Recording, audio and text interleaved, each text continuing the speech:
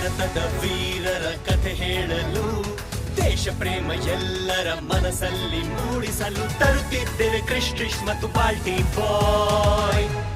Bharat high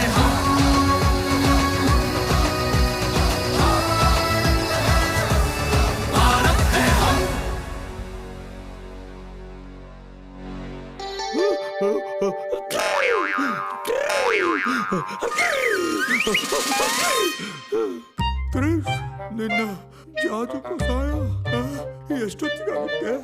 ಶೀತ ನನ್ ಮೂಗನ್ನು ಮುಚ್ಚಿಬಿಟ್ಟಿದೆ. ತುಳಸಿ, ಶುಂಠಿ, ಲವಂಗ ಮತ್ತೆ ಈ ಕಪ್ಪು ಚಿನ್ನ. ಕಪ್ಪು ಚಿನ್ನನ? ನಿನ್ಗೆ ತಲೆಗಿಲೆ ಕೆಟ್ಟಿದ್ಯಾ?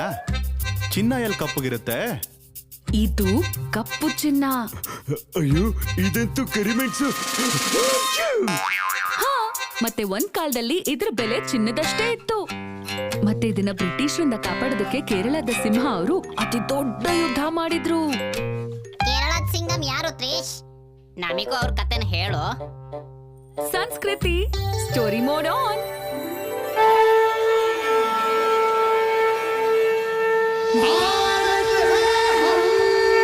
ಆ ದಿನಗಳಲ್ಲಿ ಕೇರಳ ಮತ್ತೆ ಕರಾವಳಿ ಕರ್ನಾಟಕನ ಮಲಬಾರ್ ಮತ್ತೆ ಮೈಸೂರಿನ ಕೆಲವು ಕ್ಷೇತ್ರಗಳು ಮೈಸೂರು ಸಾಮ್ರಾಜ್ಯ ಎಂದೇ ಹೆಸರುವಾಸಿಯಾಗಿತ್ತು.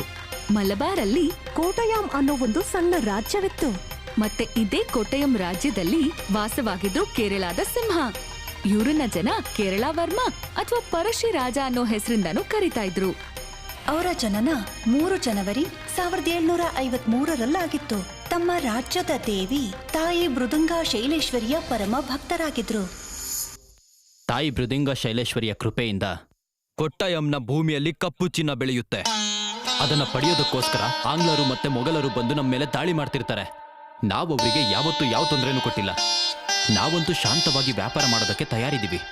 ಆದ್ರೆ ಒಂದ್ ವೇಳೆ ಯಾರಾದ್ರೂ ನಮ್ಮ ಮಾತೃಭೂಮಿಯನ್ನ ನಮ್ಮ ಕೈಯಿಂದ ಕಿತ್ಕೊಳ್ಳೋದಕ್ಕೆ ಪ್ರಯತ್ನ ಪಟ್ರೆ, ನಮ್ ಜನರ ಮೇಲೆನೆ ದೌರ್ಜನ್ಯವನ್ನ ಎಸಗಿದ್ರೆ, ತಾಯಿ ಮೃದಂಗಾಳ ಮೇಲೆ ಪ್ರಮಾಣ ಮಾಡಿ ಹೇಳ್ತೀನಿ, ನಾವು ಅವರನ್ನ ವಿನಾಶ ಮಾಡೋದಕ್ಕೆ ಹಿಂದೇಟನ ಹಾಕೋದೇ ಇಲ್ಲ.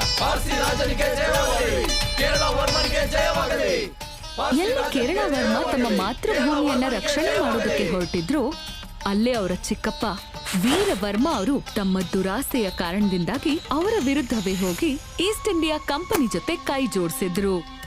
ಈಸ್ಟ್ ಇಂಡಿಯಾ ಕಂಪನಿ ಕೋಟ್ಟಾಯಂ ರಾಜ್ಯವನ್ನು ಸ್ವತಂತ್ರ ರಾಜ್ಯ ಎಂದು ಘೋಷಿಸುತ್ತೆ.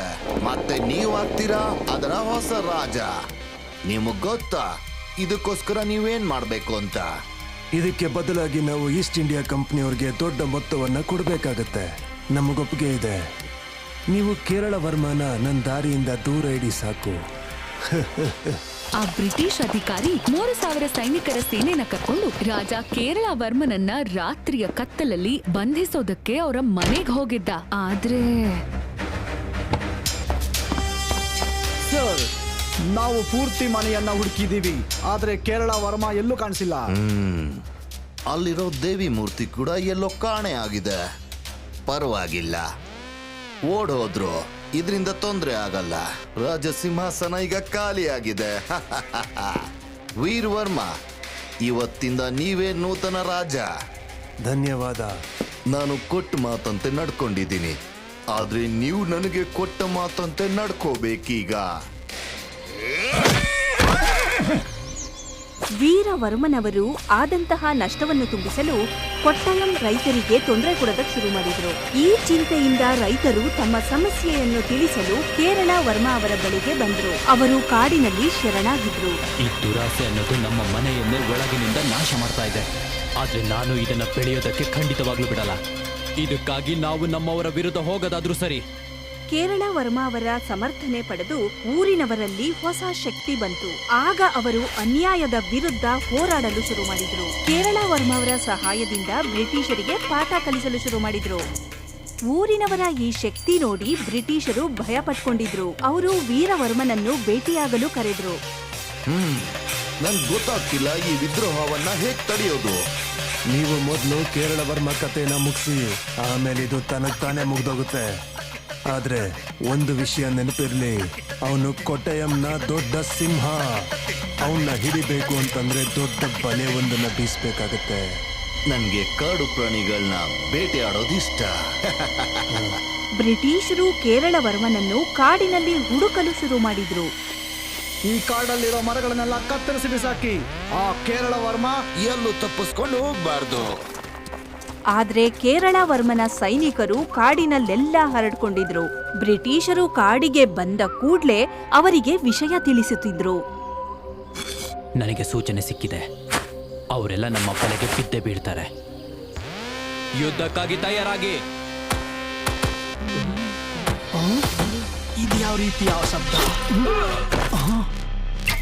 ಕೇರಳ ವರ್ಮ ಕೋಟೆಯಮ್ಮ ಅದರ ಕಾಡು ಅಲ್ಲಿನ ಜನರನ್ನ ತುಂಬಾ ಚೆನ್ನಾಗಿ ತಿಳ್ಕೊಂಡಿದ್ರು. ಅವರು ಅಲ್ಲೇ ಇದ್ದ ಕಾಡಿನ ಜನರ ಸೇನೆಯನ್ನ ತಯಾರು ಮಾಡಿದ್ರು. ಅವರು ಕಾಡಲ್ಲಿ ಬಚ್ಚಿಟ್ಕೊಂಡು ಈ ಬ್ರಿಟಿಷರ ಸೇನೆಯ ಮೇಲೆ ಇದ್ದಕ್ಕಿದ್ದ ಹಾಗೆ ದಾಳಿ ಮಾಡ್ತಿತ್ತು. ಈ ವಿದೇಶಿ ಜನ ಇದೇನು ಅಂತ ಅರ್ಥ ಮಾಡ್ಕೊಳ್ಳೋದ್ರೊಳಗೆ ಕೇರಳ ವರ್ಮ ಮತ್ತೆ ಅವರ ಸಿಪಾಯಿಗಳು ಇವರ ಕಥೆನ ಮುಗಿಸ್ತಾ ಇದ್ರು. ಬ್ರಿಟಿಷರು ಕೇರಳ ವರ್ಮನ ಕಾಡಿನಲ್ಲಿ ಸೋಲ್ಸೋಕಾಗದೇ ಇದ್ದಾಗ ಅವರು ಸ್ಪೆರಿಯಾ ಪಾಸ್ ಕಡೆಯಿಂದ ಹೊರಟು ವೈನಾಡ್ ಮೇಲೆ ದಾಳಿ ಮಾಡುವಂತ ಪ್ರಯತ್ನ ಮಾಡಿದ್ರು. ಕೇರಳ ವರ್ಮ ಬಹುಶಃ ವೈನಾಡಲ್ಲಿ ಸೋಲ್ತಾ ಇದ್ರು. ಆದ್ರೆ ಕೊನೆಗಾಲದಲ್ಲಿ ಮೈಸೂರಿನ ಟಿಪ್ಪು ಸುಲ್ತಾನ್ ಅವರು ತಮ್ಮ ಹಳೆಯ ಶತ್ರುತ್ವವನ್ನ ಮರೆತು ತಮ್ಮ ಸೈನಿಕರನ್ನ ಅವರ ಸಹಾಯಕ್ಕಾಗಿ ಕಳಿಸಿದ್ರು. 1774ರ ಆ ಯುದ್ಧದಲ್ಲಿ ಕೇರಳ ವರ್ಮ ಬ್ರಿಟಿಷರ 11,000 ಸೈನಿಕರನ್ನ ಸೋಲ್ಸಿದ್ದಷ್ಟೇ ಅಲ್ಲ, ಬದಲಾಗಿ ಅವರು ಬಳಸ್ತಿದ್ದ ಆಯುಧಗಳನ್ನೆಲ್ಲ ನಾಶ ಮಾಡಿ ಅವರನ್ನೆಲ್ಲ ತಮ್ಮ ಮುಂದೆ ಮಂಡಿ ಊರೋ ಹಾಗೆ ಮಾಡ್ಬಿಟ್ರು. ವೀರ್ ವರ್ಮನ ಪಕ್ಕಕ್ಕಿಟ್ಟು ಬ್ರಿಟಿಷರು ಈಗ ಸೀದಾ ಪರ್ಷಿ ರಾಜನ ಜೊತೆ ರಾಜಿ ಮಾಡ್ಕೊಳ್ಳೋದೇ ಸರಿ ಅಂತ ಅನ್ಕೊಂಡ್ರು. ಅಂದ್ರೆ ವೀರ್ ವರ್ಮ ಮನೆಗೂ ಇಲ್ಲ ಸ್ಮಶಾನಕ್ಕೂ ಇಲ್ಲ ಅಂದಂಗಾದ ಅನ್ನೋ. ನಾವು ನಿಮ್ ಜೊತೆ ಸಂಧಾನ ಮಾಡಕ್ ಇಷ್ಟಪಡ್ತೀವಿ. ನಮಗೂ ಕೂಡ ಯುದ್ಧ ಇಷ್ಟ ಇಲ್ಲ, ಆದ್ರೆ ನೀವು ಕೆಲವು ಷರತ್ತುಗಳನ್ನ ಒಪ್ಕೋಬೇಕು. ಮತ್ತೆ ನಿಮ್ಮ ಷರತ್ತುಗಳೇನು? ಕೋಟೆಯ ಮತ್ತೆ ವೈನಾಡ್ ಮೇಲೆ ನಿಮ್ಮ ಅಧಿಕಾರ ಇರೋದಿಲ್ಲ. ಬ್ರಿಟಿಷ್ ಸರ್ಕಾರ ನಮ್ಮ ರಾಜ್ಯದ ಮೇಲೆ ಯಾವುದೇ ಕಂದಾಯವನ್ನ ಹಾಕಬಾರ್ದು. ನಮ್ಮ ಮನೆ ಹಾಗೂ ಖಜಾನೆಯನ್ನ ವಾಪಸ್ ಕೊಡಬೇಕು. ಹಾಗೂ ಕಂಪನಿ ಸರ್ಕಾರ ನಮಗೆ 8,000 ರೂಪಾಯಿಯನ್ನ ಕೂಡ ಕೊಡಬೇಕು. ಬ್ರಿಟಿಷರಿಗೆ ಈ ಷರತ್ತು ಇಷ್ಟವಿಲ್ದಿದ್ರೂ ಆ ಷರತ್ತುಗಳನ್ನು ಒಪ್ಕೋಬೇಕಿತ್ತು. ಅವರು ಒಲ್ಲದ ಮನಸ್ಸಿನಿಂದಲೇ ಈ ಷರತ್ತುಗಳಿದ್ದ ಪೇಪರ್ಸ್ಗೆ ಸೈನ್ ಮಾಡಿದ್ರು. ಆದ್ರೆ ಜನರ ಈ ಸಂತೋಷ ತುಂಬಾ ಕಾಲ ಉಳಿಲಿಲ್ಲ. 1800ರಲ್ಲಿ ಬ್ರಿಟಿಷರು ರಾಜಿ ಹೆಸರಲ್ಲಿ ಮೋಸ ವಂಚನೆ ಮಾಡ್ತಾ ವೈನಾಡ್ ಮೇಲೆ ಮತ್ತೆ ದಾಳಿ ಮಾಡ್ಬಿಟ್ರು. ಈ ಸಲ ಅದನ್ನ ಲೀಡ್ ಮಾಡ್ತಾ ಇದ್ದು ಮೇಜರ್ ಜನರಲ್ ಆರ್ಥರ್ ವೆಲೆಸ್ಲಿ. ಮಹಾರಾಜರೇ, ನಮಗೆ ಸುದ್ದಿ ಬಂದಿರೋ ಪ್ರಕಾರ ಬ್ರಿಟಿಷ್ ಜನರಲ್ ಆರ್ಥರ್ ವೆಲೆಸ್ಲಿ ಒಂದು ದೊಡ್ಡ ಸೈನ್ಯವನ್ನ ಕರೆದುಕೊಂಡು ವೈನಾಡ್ ಕಡೆ ಬರ್ತಾ ಇದ್ದಾರೆ. ಇಷ್ಟು ದೊಡ್ಡ ಸೇನೆಯ ವಿರುದ್ಧ ನಾವು ಹೇಗೆ ಹೋಗೋದು ಮಹಾರಾಜ್ರೆ? ನಾವು ನಮ್ಮ ಸೈನ್ಯವನ್ನ ಇನ್ನು ದೊಡ್ಡದಾಗಿ ಮಾಡೋಣ. ಕೇರಳ ವರ್ಮ ಮೊದ್ಲೇ ಇದಕ್ಕೆಲ್ಲ ತಯಾರಿ ಮಾಡಿದ್ದ. ಅವರ ಗುರಿ ತಲುಪಿದ ನಂತರ ಒಬ್ಬ ಪಠಾನ್ ತನ್ನ ಗುಂಪಿನೊಂದಿಗೆ ಒಳಗ್ ಬಂದ್ರು. ಇವರು ಟಿಪ್ಪು ಸುಲ್ತಾನಿನ ಸಿಪಾಯಿಗಳು. ಇವಾಗ ಟಿಪ್ಪು ಸುಲ್ತಾನ್ ಸತ್ತ ನಂತರ ಇವರೆಲ್ಲ ನಮ್ಮ ಜೊತೆಗೆ ಸೇರ್ಕೊಂಡು ಯುದ್ಧ ಮಾಡಬೇಕು ಅಂತಿದ್ದಾರೆ. ಇವಾಗ ಇವರಿಗೆ ಅರ್ಥ ಆಗಿದೆ, ಇವರ ನಿಜವಾದ ಶತ್ರು ನಾವಲ್ಲ, ಆ ಆಂಗ್ಲರು ಅಂತ. ಇವಾಗ ಇವರೆಲ್ಲ ನಮ್ಮ ಜೊತೆಗೆ ಸೇರ್ಕೊಂಡು ಈ ದೇಶದ ಮಣ್ಣಿನಿಂದ ಪರಂಗಿಗಳನ್ನ ದೂರ ಮಾಡ್ಬೇಕು ಅಂತಿದ್ದೀನಿ. ಆದ್ರೆ ಮಹಾರಾಜ, ನಾವ್ ಇವ್ರನ್ನ ನಂಬೋದಕ್ಕೆ ಹೇಗ್ ಸಾಧ್ಯ? ಇವ್ರ ಜಾತಿ, ಇವ್ರ ಧರ್ಮ ನಮ್ಗಿಂತ ತುಂಬಾ ಭಿನ್ನ. ನಮ್ಮ ಇಂತಹ ನೀಚ ಕಲ್ಪನೆಯೇ ಆ ಬ್ರಿಟಿಷರಿಗೆ ತುಂಬಾ ದೊಡ್ಡ ತಾಕತ್ತಾಗಿ ಉಳಿದಿದೆ. ಎಲ್ಲಿವರೆಗೂ ನಾವು ನಮ್ಮವ್ರ ಜೊತೆನೆ ಯುದ್ಧ ಮಾಡ್ತಾ ಇರ್ತೀವೋ ಅಲ್ಲಿವರೆಗೂ ಆಂಗ್ಲರು ಗೆಲ್ತಾನೆ ಇರ್ತಾರೆ. ನಾವು ಈ ಬ್ರಿಟಿಷರನ್ನ ಸೋಲ್ಸ್ಬೇಕು ಅಂದ್ರೆ ಹಿಂದೂ, ಮುಸ್ಲಿಂ, ಮೇಲು ಕೀಳು ಅನ್ನೋದನ್ನ ನಾವು ಇವತ್ತೇ ಬಿಡ್ಬೇಕಾಗುತ್ತೆ. ಇದೇ ಮೊದಲನೇ ಬಾರಿಗೆ ನಾಯರ್, ಮಲ್ಲಪ್ಪ, ಪಠಾನ್ ಒಂದಾಗಿದ್ರು. ಆದ್ರೆ ಬ್ರಿಟಿಷರಿಗೆ ಇಲ್ಲಿವರೆಗೆ ಈ ಶಕ್ತಿ ಬಗ್ಗೆ ಅಂದಾಜೇ ಇರ್ಲಿಲ್ಲ. ಅವರು ವೈನಾಡನ್ನು ಮತ್ತೊಮ್ಮೆ ವಶಪಡಿಸಿಕೊಳ್ಳೋಕೆ ಆಸೆ ಪಟ್ಟಾಗ ಅವರಿಗೆ ಗೊತ್ತಾಯ್ತು ಅವರು ಯಾರನ್ನು ಎದುರಿಸಬೇಕೆಂದು.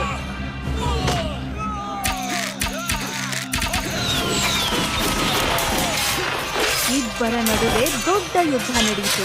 ಆದ್ರೆ ಕೊನೆಯಲ್ಲಿ ಕೇರಳ ವರ್ಮ, ನಾಯರ್, ಮಲ್ಲಪ್ಪ ಮತ್ತು ಪಠಾನ್ನ ಎದುರಿಗೆ ಬ್ರಿಟಿಷರು ಸೋಲೊಪ್ಪಿಕೊಳ್ಳಲೇಬೇಕಾಯಿತು. ಮತ್ತೆ ಯುದ್ಧ ಭೂಮಿಯನ್ನು ಬಿಟ್ಟು ಎದ್ನೋ ಬಿದ್ನೋ ಅಂತ ಓಡ್ ಹೋಗ್ಬೇಕಾಯ್ತು. ಮೇಜರ್ ಜನರಲ್ ಆರ್ಥರ್ ವೆಲೆಸ್ಲಿ ಅವರು ಕೇರಳ ವರ್ಮ ಅವರಿಂದ ಸೋತ್ಮೇಲೆ ಹೇಳಿದ್ರು, ನಾನು 1000 ಸೈನಿಕರ ಜೊತೆ ಹೋರಾಡ್ತಾ ಇರ್ಲಿಲ್ಲ. ನಾನು ಹೋರಾಡ್ತಾ ಇದ್ದಿದ್ದು ಕೇವಲ ಒಬ್ಬ ವ್ಯಕ್ತಿ ಹತ್ರ, ಕೇರಳ ವರ್ಮ. ಅವನು ಜೀವಂತವಾಗಿರೋವರೆಗೂ ನಾವು ಅವನ ರಾಜ್ಯದಲ್ಲಿ ರಾಜ್ಯಭಾರ ಮಾಡಕ್ಕಾಗಲ್ಲ. ಈ ಕಥೆ ಎಷ್ಟು ಕೇರಳ ವರ್ಮ ಅವರ ಧೈರ್ಯದ್ದಾಗಿದ್ಯೋ ಅಷ್ಟೇ ಒಗ್ಗಟ್ಟಿನದ್ದು ಆಗಿದೆ. ಯಾವಾಗ ಎಲ್ರೂ ಒಂದಾಗ್ತಾರೋ ಆಗ ಯಾವ ಸಮಸ್ಯೆನೂ ದೊಡ್ಡದಾಗಿರೋದಿಲ್ಲ. ಅನುಮಾನನೇ ಇಲ್ಲ ಕ್ರೇಶ್. ಅದಕ್ಕೆ ಅಲ್ವಾ ನೀನ್ ಅವಾಗ್ಲೇ ತುಳಸಿ, ಶುಂಠಿ, ಮೆಣಸನ್ನ ಮತ್ತೆ ಆ ಕಪ್ಪು ಚಿನ್ನನೆಲ್ಲ ನೀನು ಒಟ್ಟಿಗೆ ಹಾಕಿಟ್ಟಿದ್ದು. ಈಗ ಯಾವ ಕಾಯಿಲೆನೂ ತೊಂದರೆ ಕೊಡಕ್ಕಾಗೋದಿಲ್ಲ. ಇದೇ ಖುಷಿಯಲ್ಲಿ ಒಂದ್ ಸಿಂಗಮ್ ಫೋಸ್ ಅಲ್ಲಿ ಗ್ರೂಪ್ ಸೆಲ್ಫಿ ಆಗ್ಬಿಡ್ಲಿ.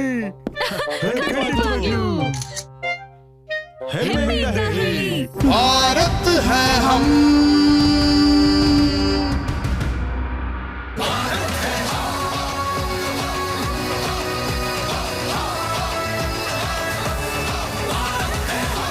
ಸ್ನೇಹಿತರೆ, ನಿಮಗೆ ಈ ಕತೆ ಕೇಳೋದಕ್ಕೆ ಇಷ್ಟು ಮಜವಾಗಿದೆ ಅಂದ್ರೆ ಯೋಚಿಸಿ, ನೋಡೋದಕ್ಕೆ ಎಷ್ಟು ಮಜವಾಗಿರುತ್ತಲ್ವಾ? ನೋಡಿ, ಕ್ರಿಶ್ ತ್ರಿಶ್ ಬಾಲ್ಟಿ ಬಾಯ್ ಭಾರತ್ ಹೈ ಹಮ್ ಪ್ರತಿ ರವಿವಾರ ಬೆಳಿಗ್ಗೆ 11 ಗಂಟೆಗೆ ದೂರದರ್ಶನದಲ್ಲಿ. ಮತ್ತು ನಮ್ಮ ಸ್ಟ್ರೀಮಿಂಗ್ ಪಾರ್ಟ್ನರ್ ಆಗಿದ್ದಾರೆ ಅಮೆಜಾನ್ ಪ್ರೈಮ್ ವಿಡಿಯೋ ಮತ್ತು ನೆಟ್ಫ್ಲಿಕ್ಸ್. Stay tuned.